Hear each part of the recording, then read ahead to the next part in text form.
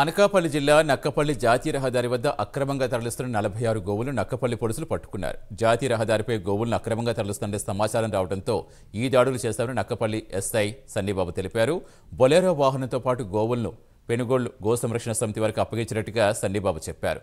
అక్రమంగా గోవులను తరలిస్తే కఠిన చర్యలు తీసుకుంటామని హెచ్చరించారు.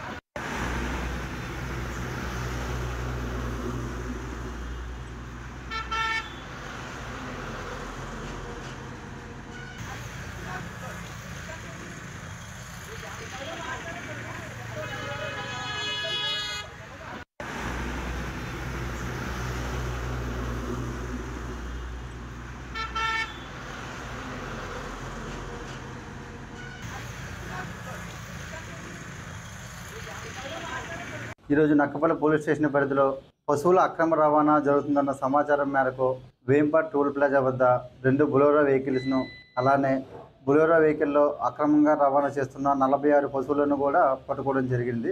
అలానే బొలెరో డ్రైవర్లు 2, అలాగే ఈ పశువుల అక్రమ రవాణాలో ప్రమేయం ఉన్న మరొక 3 వ్యక్తులు, మొత్తం 5 వ్యక్తుల మీద కూడా కేసు నమోదు చేయడం జరిగింది.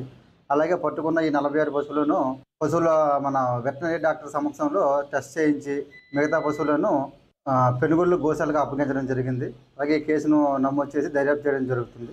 దీనిపైన ఎటువంటి పశువుల అక్రమ రవాణా అనేది చట్ట ప్రకారం నేరం అండి.